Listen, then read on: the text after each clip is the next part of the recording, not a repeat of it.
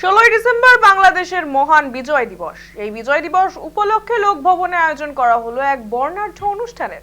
স্মরণ করা হলো দুই দেশের সেনার বীরত্বকে। প্রধানমন্ত্রী নরেন্দ্র মোদী সোমবার সোশ্যাল মিডিয়ায় পোস্টে বিজয় দিবসের শুভেচ্ছা জানান। শ্রদ্ধার সঙ্গে স্মরণ করেন ৭১-এর যুদ্ধের পাক বাহিনীকে নাস্তানাবুদ করা ভারতীয় জওয়ানদের কথা, যাদের বীরত্বে সার্থক হয়েছিল মুক্তি বাহিনী ও বাংলাদেশের কোটি কোটি সাধারণ মানুষের স্বপ্ন। বিজয় দিবসে রাষ্ট্রপতি দ্রৌপদী মুর্মুও ভারতের সেনাবাহিনীর নিষ্ঠা ও দেশপ্রেমের কথা স্মরণ করেন। ৭১-এর পাশাপাশি সাম্প্রতিক পেহেলগাঁও হামলার পর সফল সিঁদুর অপারেশনের কথাও উল্লেখ করেন তারা।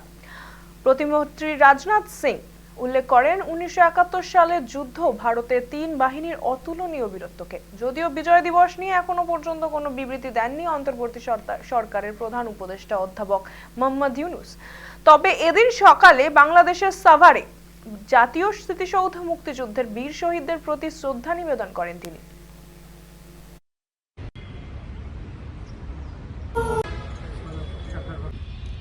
The officer from Bangladesh Military Academy, first batch.